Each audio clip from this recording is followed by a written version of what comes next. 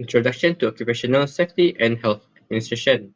The Occupational Safety and Health Administration (OSHA) is the United States Department of Labor large regulatory agency.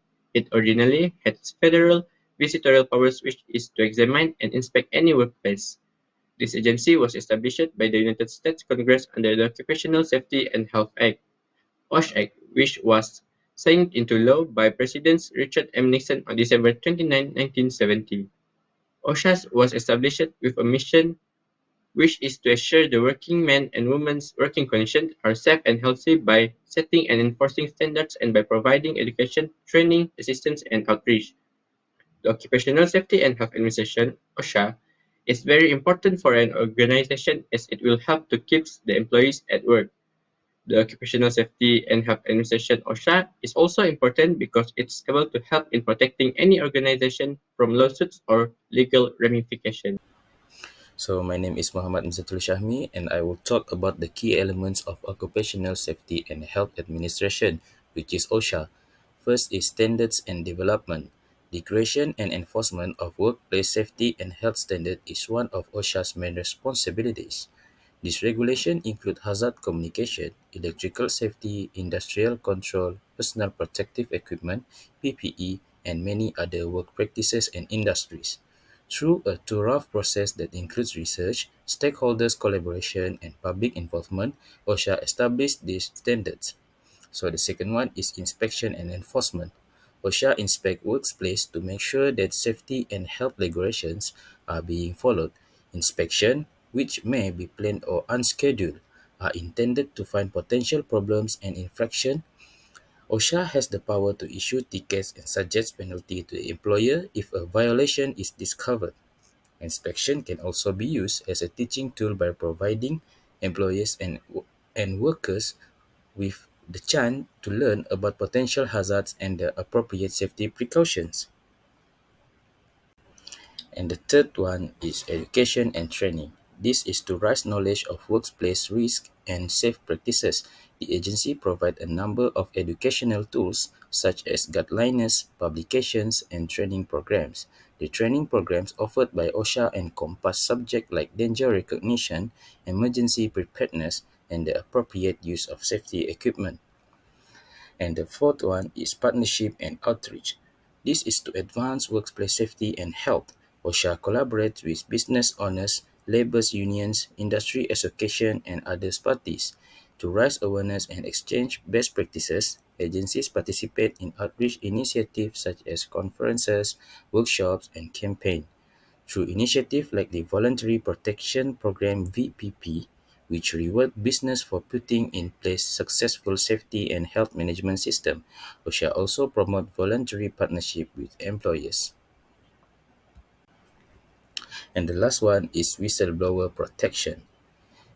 Employers who report safety and health standard violation or take part in protected workplace safety activities are protected by OSHA. This is to guarantee that personnel are not subject to retaliation for voicing concerns about dangerous situations. The agency includes mechanisms for anonymous reporting and investigating complaints. Hello, my name is Muhammad Ali Huzaifi bin Muhammad Madini. Today, I want to explain about the impact of occupational safety and health administration. Supervisors are in the best position to promote safety since they act as the link between management and the operational staff. According to Polite, accident identification can help to reduce accident. There are several practices that for ensuring safe working conditions. The first one is accident identification. Security checks are made to examine parts of the business to find any identify and flaws in machinery, equipment, plant, or system. Any mistake that could have contributed to an accident will be found with security and health guidance. It is managed by managers and supervisors. There are two advantages of occupational safety and health administration. The first one is to improve safety culture. OSHA's aim include developing a stronger safety culture inside organization as a key component. By emphasizing the significance of safety at all levels, OSHA encouraged businesses and workers to make safety a top priority and essential component of their everyday operation. Number two, improve employee morale. OSHA may increase employee morale by implementing various strategies into practice. Firstly, OSHA may concentrate on fostering a secure and healthy workplace by upholding safety laws and carrying out routine inspection to spot any remedy possible dangers. This promotes security and reflects the company's dedication to employee well-being. Statement of case study. The first one is in order to prevent possible accident, employees' dedication and cooperation from all staff are required in order to maintain and check the safety that is supplied by all staff. The second one is employers, anyone in control of work premises, and even self-employed people are required by law to report specific incidents such as work-related death, major injuries, seven death injuries, thus causing ineligibility to carry out duties for more than 7 days, work-related disease, and even near-miss accident. The third one is essentially every organization take advantage of employer safety and how to prevent accident from occurring in order to save on corporate expenses. As a result, if employees does not take advantage and are not concerned about the workplace safety, accident may occur. Case study objective. The main objective of this research is to discover and define the primary causes of sleeps. For this purpose, a study will be conducted to discover and determine the primary cause of human sleep when walking on the floor, surface at the selected organization. The second objective is to examine the link between the different sources that were chosen. The goal will employ the floor surface as a basic component, but it will be supplemented with other factors such as wet floor, what product what produce a moist flow, whether from water or oil.